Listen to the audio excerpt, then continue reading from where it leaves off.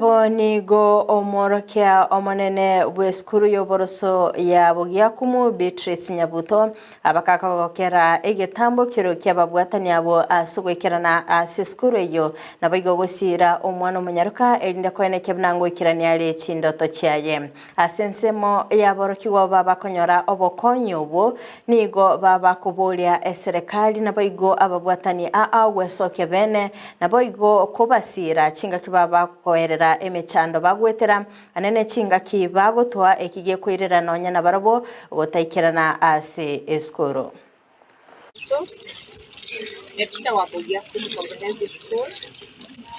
Leo tunafuraha kwamba tumepata marafiki wetu ambao wametujali sana na DFS.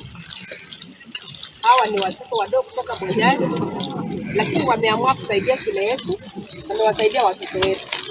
Sana sana katika changamoto la kusaidia shuleni, wakati watoto kuna material bills hawaingii shuleni. Kwa hivyo leo wamewapa vifaa ambao watatumia.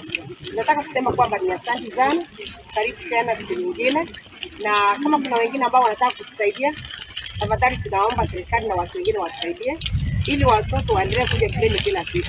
Jina ni Sandra Kiruti kutoka Bugiakumu Comprehensive School. Mimi ni mwanafunzi wa darasa la 8. Tunawashukuru sana DFS kwa kukuja, umetusaidia sana. Kwa tunapitia changamoto nyingi wakati tunanyesha. Changamoto zenye tunapitia ni kama vile heavy bleeding, sometimes tunakaa na periods nyingi sana. Ndio maana tunakosa kukuja shule. Sometimes hatukaagi na pads za kuvaa. Ndio maana tunakosa kukuja shule. Ningependa kuambia serikali iweze kutusaidia na hizi vifaa ambavyo tunatumia katika siku ambazo